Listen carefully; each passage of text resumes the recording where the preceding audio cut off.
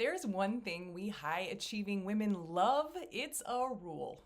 But unfortunately, when it comes to writing your memoir, I find that many of these rules we have carried over, often from English class, can actually be the quickest form of self-sabotage. And that's why today I want to talk about the top 5 rules that you are probably using to self-sabotage your memoir. Stay tuned.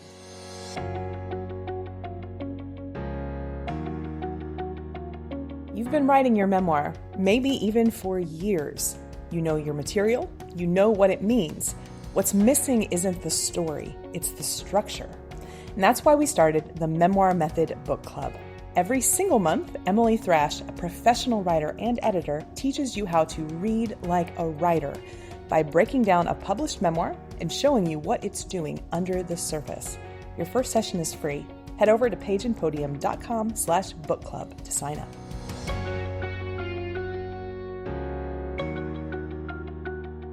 As a longtime rule follower myself, I totally get the impulse to want some hard and fast, clear rules for how you're going to go from where you are right now to where you want to be. Ideally, with a beautifully published, powerfully written memoir. But the problem is, when we try to lean into this type of rules, really we're leaning into one of our worst impulses, which is perfectionism. The unfortunate thing about a rule is that whenever we think about a rule, we are necessarily thinking about right and wrong, good and bad, black and white. And this type of black and white thinking is almost always something that we are doing to ourselves because we have a lot of fear around our abilities. Now, I want to get into some of these fears and how they can work directly with memoir writing. But most of this video, I really want to get into 5 very, very common rules that I see high-achieving women place on themselves and on their memoir, oftentimes mostly just out of habit. And all of these rules are things that you can very easily push through once you realize you're doing them. The sneaky part about this and all types of self-sabotage is oftentimes it feels so natural, so organic, that we don't even realize that we're limiting ourselves in this way.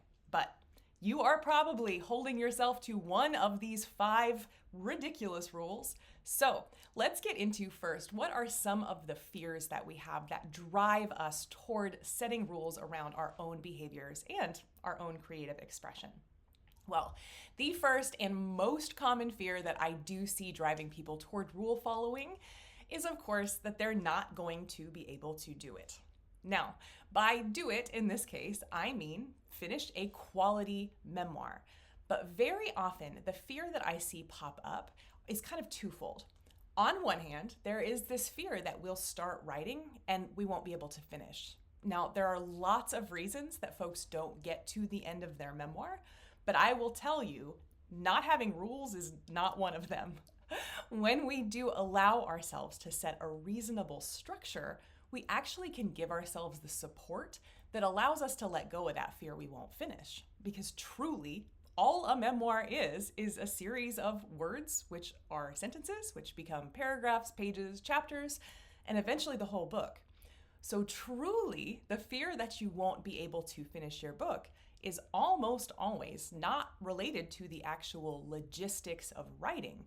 Rather, it's related to the issue of not allowing ourselves to take the freedom and flexibility along with the structure that we know we will need to get through this memoir. So, of course, there is this fear that we won't be able to do it, that it just simply will not work for us. But I think the bigger fear, I think the one that impacts us much, much more often, and again, particularly as women and men, who tend to lean into really wanting to do an excellent job, really wanting to kind of be the best, really wanting to master our craft, really wanting to lean into the skill. And when you identify with that type of being, oftentimes, as you are writing your memoir, the biggest fear is not that you won't finish it. The biggest fear is actually that you will finish it, but it won't be very good.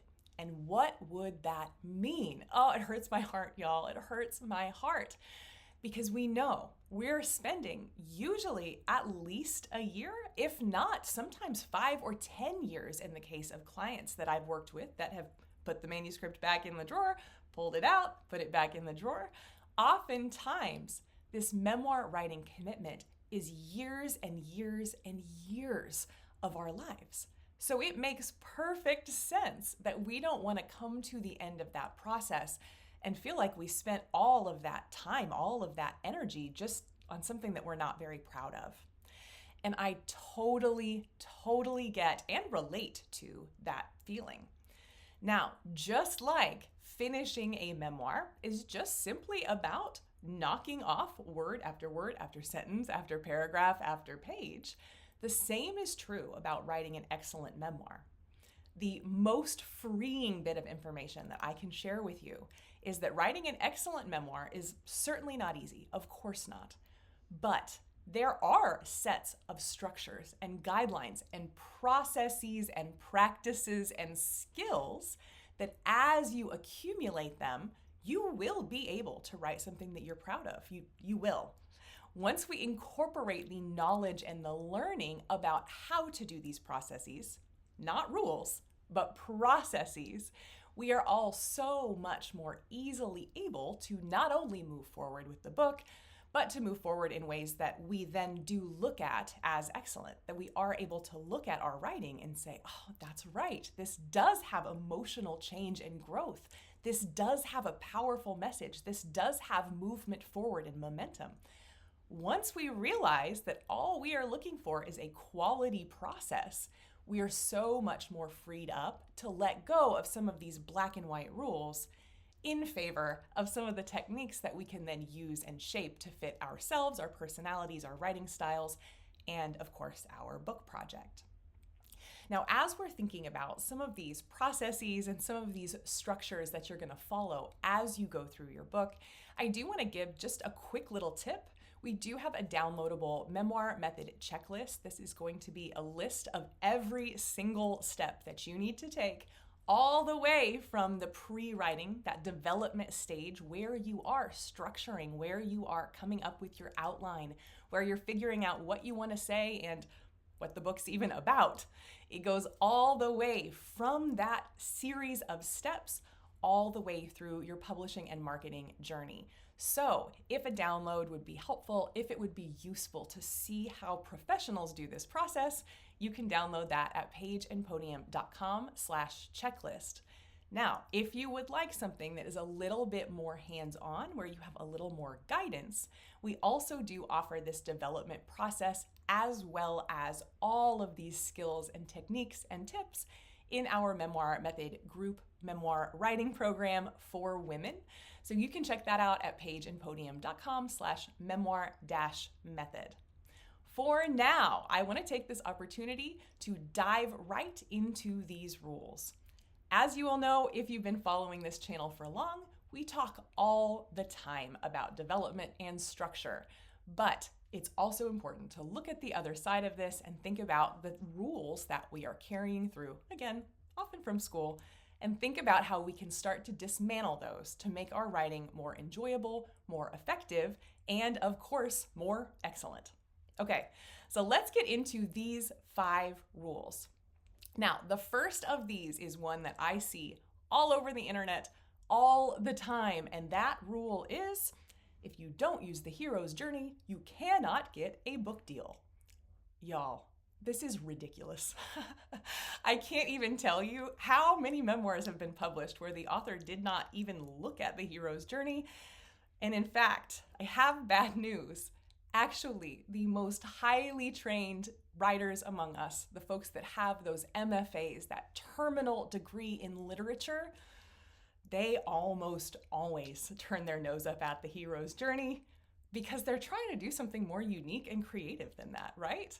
None of us want our book to read like a cookie cutter. None of us want our book to look just like everybody else's. So, y'all, I am baffled, truly. I am baffled at the allegiance that I see around the internet to the hero's journey. Even some coaches that I will see saying, if you're not using the hero's journey, throw it in the garbage, it's not going to get published.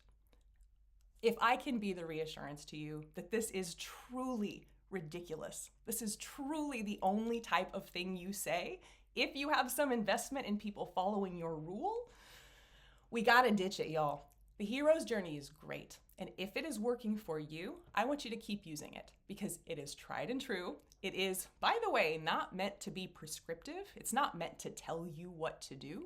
It's descriptive rather, meaning it follows narratives that have worked in the past where people have looked over that narrative and looked at what worked about it and put it into the hero's journey.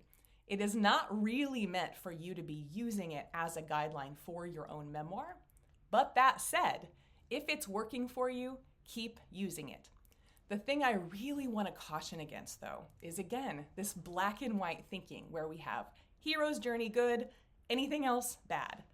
And one of the ways I do want to kind of give a little sub-rule here is I will oftentimes see people who have tried to use the hero's journey, they've played around with it, whatnot, and then as they did that, they really saw that this very complicated cycle of steps just didn't fit their lives. Unfortunately, none of us are living our lives according to the hero's journey. So oftentimes trying to put those 13 steps onto our own lived experience can feel really uncomfortable.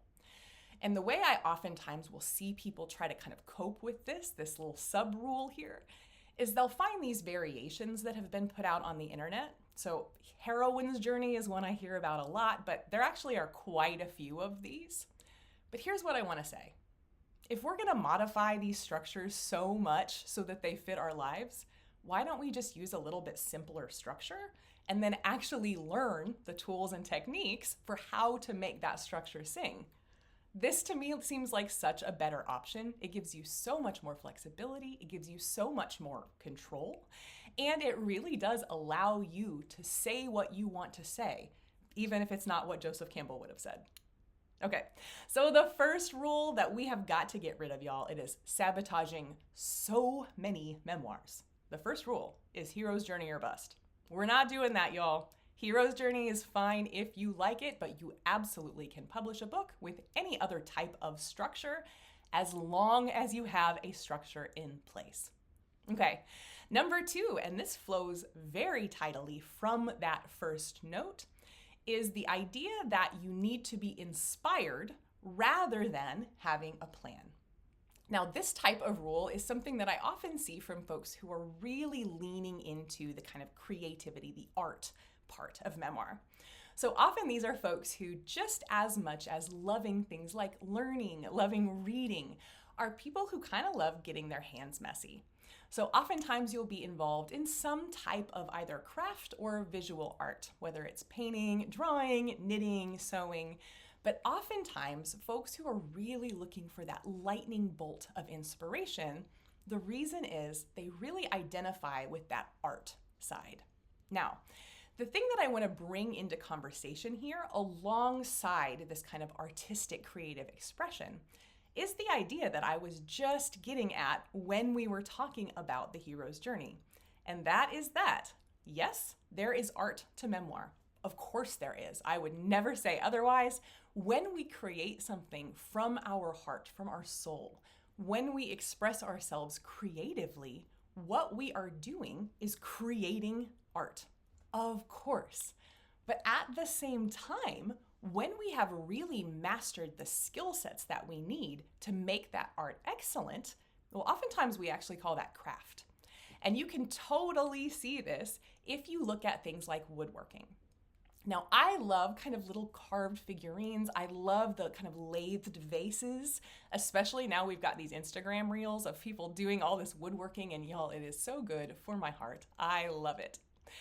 Now, of course, when you see some of these amazing woodworkers put out these lathed vases, put out these kind of trinkets that are so intricately shaped and formed, well, of course, that is their art. That is art. But at the same time, if you've ever tried to do any kind of woodworking, y'all, I'm not very good at it, you will know that you don't just snap your fingers and have some art. There is no amount of inspiration, of lightning bolts striking from the sky that is going to allow me to lathe a vase. No amount, right? The thing that would allow me to do that, the thing that would allow me to get to the edges of my artistic capability would be mastering the craft. The thing that would allow me to do that would be things like practice, things like apprenticeship, things like time, all of these things that are not really things we associate with art, even though they are so intricately intertwined in the process of creating the thing that we call art. Now, memoir is exactly the same. Oftentimes, I find when folks pick up finished memoirs, the things that we are drawn to are these artistic, beautiful things. Sometimes in some books, this will be beautiful turns of phrase, poetic expressions. Sometimes it will be ongoing symbolism and themes and motifs. Sometimes it will simply just be the kind of format of the book, the structure, the way it moves us forward. But with all of these things, what we are looking at is the art. We're looking at the result.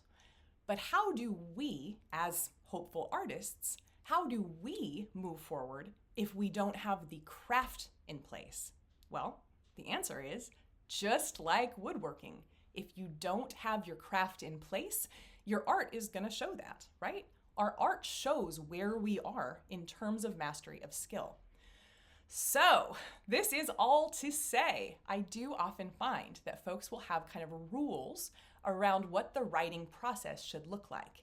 And when we have those rules, it's almost always the idea that having a plan will limit us from our creative inspiration.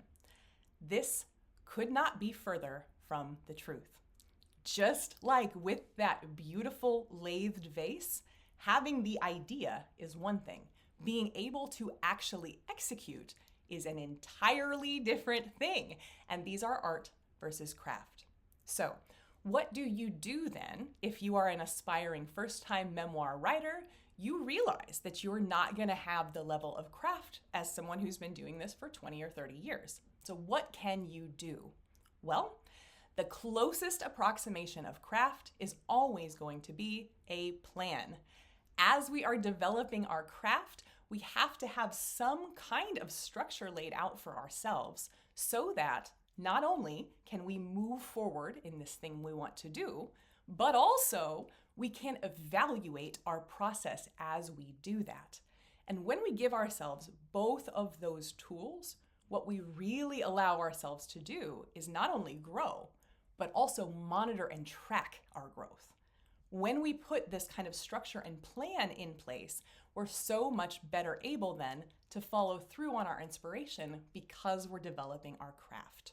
So, oftentimes when I hear folks sticking to this inspiration rule, they are often just very, very resistant to being kind of put into a box. And what I want to tell you is, having a process plan in place is not something that's going to box you in. Instead, it's going to give you the structure and the support to move forward with your book. So, download that Memoir Method checklist, pageandpodium.com/checklist, because this really is kind of one of the ways that you can get into this plan of moving your memoir forward so that you can move through the inspiration into the actual craft, which of course is the only way that we ever can get to that finished work of art. Okay, second one is we are not going to put this rule on ourselves that we've got to be inspired or bust. Instead, we're going to acknowledge inspiration and planning, art and craft always go together. They are intricately intertwined, and the more we lean into that, the better off we are. Okay, the third rule. You have probably heard me talk about this before. It's a big one for me, and that is the rule of show, don't tell. Now, this is a perfectly fine writing rule of thumb, but it does not work as a rule, and the reason is right in the wording. When we say show, don't tell, we are necessarily saying that showing is always better than telling. And let me tell you what, in a memoir, this is absolutely 1000% not true. Okay, so first let's get into this one by talking about what I mean by showing versus telling. Oftentimes when we're thinking about show versus tell in memoir, we're really thinking about scene versus exposition. Now, showing, the idea is we are painting a picture of what happened for our reader. So oftentimes when I'm trying to think about, is this showing or is it telling? I will think about the camera lens. So a scene or an example of showing would be something where the thing could happen and a camera could capture it. So this can be things like dialogue, where a camera could certainly capture two people having a conversation. It can be things like physical actions. We could be doing things like driving or eating, taking care of our children. But anytime we are thinking of this kind of show world, we're thinking of a scene, and that often is going to involve, if not dialogue, some type of kind of description of what's happening. Again, we are painting the picture of what happened for our readers. On the other side is our tell. And again, we might call this exposition. Sometimes I like to call it context. I think that's kind of a helpful way to think of it when you're new to this process. But when we're thinking about this telling or this exposition, this is going to be just much more as though we were recounting it to a friend, right? When you are telling your friend a story, you probably don't go into dialogue complete with our dialogue tags, our whooshes, our sound effects. We don't go into all that, right? Instead, what we will tend to do is just tell them the story, right? We'll just explain what happened at kind of a higher level view, more like a 10,000-foot view. And oftentimes, this is what we mean by show versus tell. The idea with that rule is that we always should paint a picture, and we never, hence the word don't, should ever just tell what happened. We should never give context. We should never give explanation. We should never tell our message. We should never put any research in there. And when I say it like that, you'll know that's not true. In fact, memoirs can often have upwards of 60% of telling, 60% of exposition, with only 40% being in scene. And the reason, of course, is that it's genre specific. So while in fiction we also do have exposition, it might make a little more sense to lean into showing in fiction. When we're talking about memoir, the things that your reader wants, yes, they do want pictures painted for them, but really we want that internal. We want that sense of how you interpret it, how you lived it, how you felt. Yeah, we do need the scene. We do need that bit of context, but that is far from the only thing we need.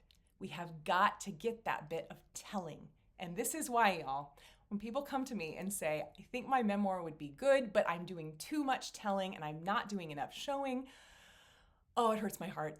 It hurts my heart because oftentimes when I hear people say that they're listening to this advice to show, don't tell, what I really hear them saying is that they're ignoring their own instincts.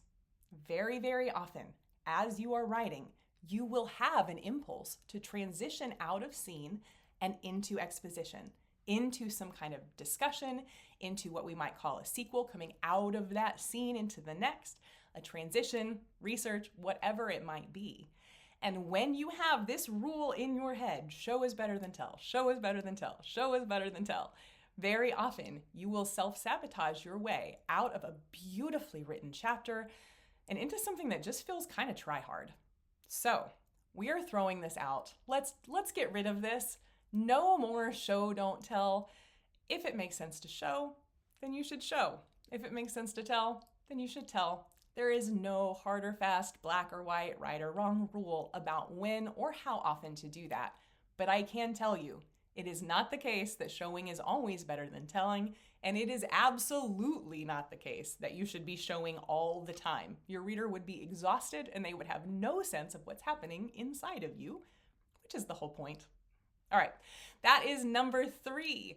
The fourth rule that I want to make sure I bring up, it's a very, very common one, and that is just grammar. Now, of course, I am not telling you that as you write your memoir, you can throw all grammatical rules to the wind.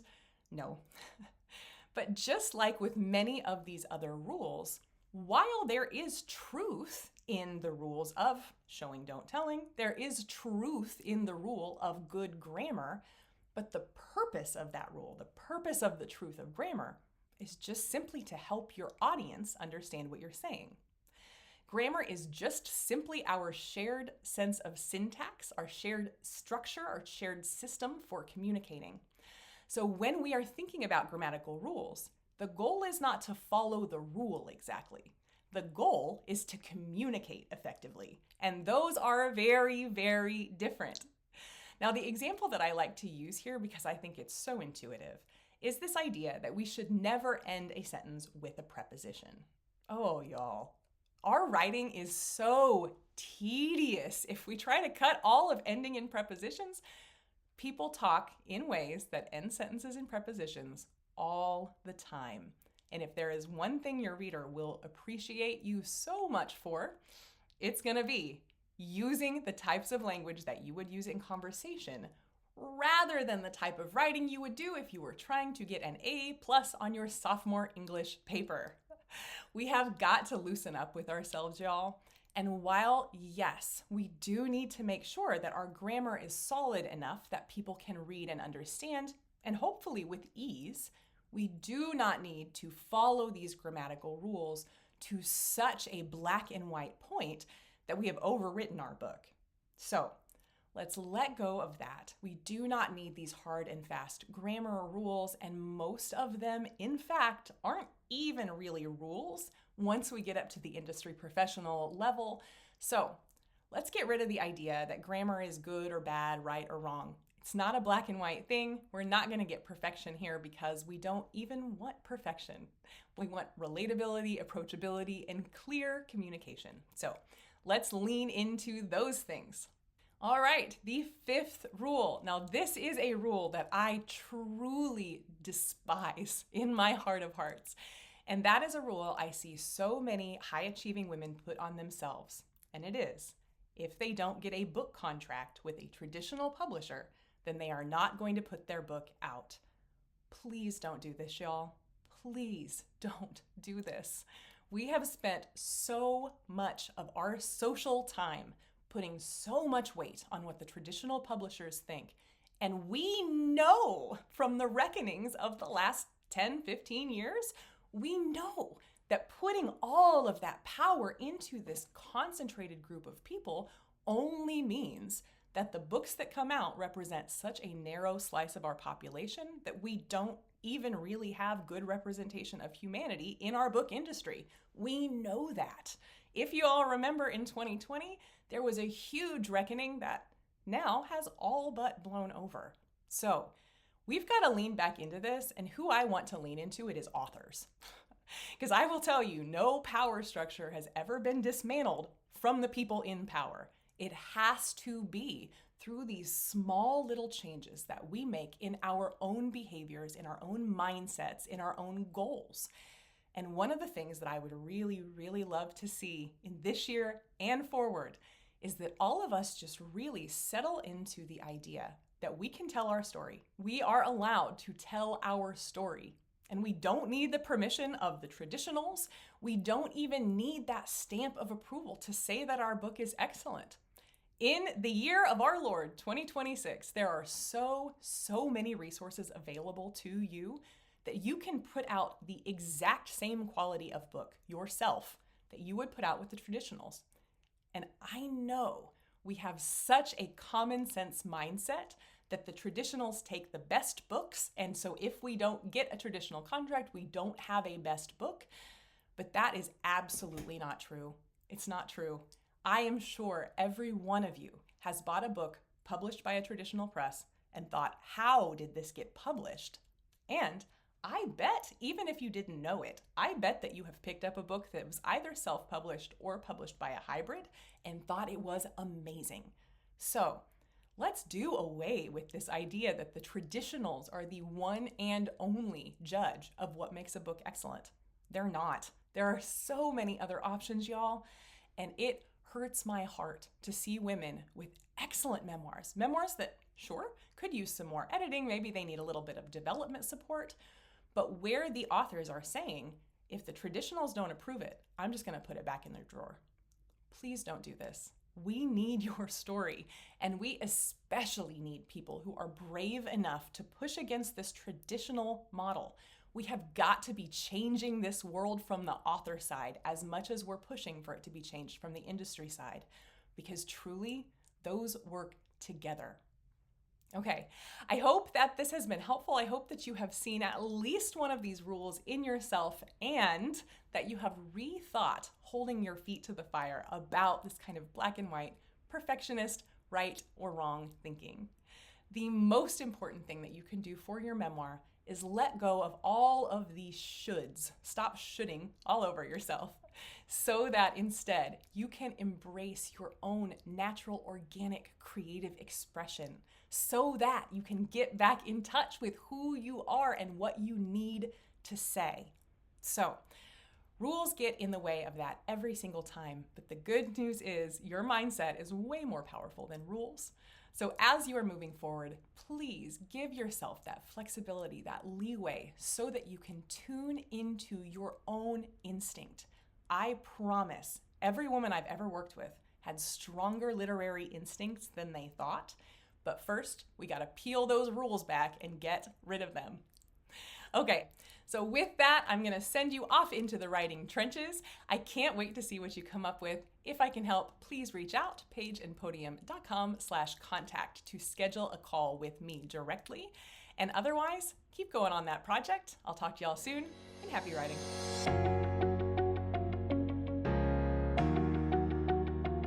You know that feeling when a book just hits you? Not because the story is wild, but because it's shaped so intentionally that it almost makes you rethink your own story. You finish that last page and think, how did they do that? The structure, the honesty, the clarity. There's something under the surface that you just can't put your finger on.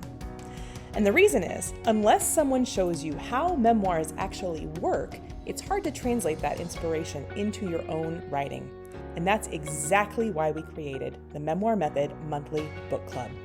If you want to join Emily Thrash every single month to dig into an exemplary memoir and figure out what's happening under the surface, head over to pageandpodium.com/book club. Your first month is free, and we can't wait to welcome you to the group.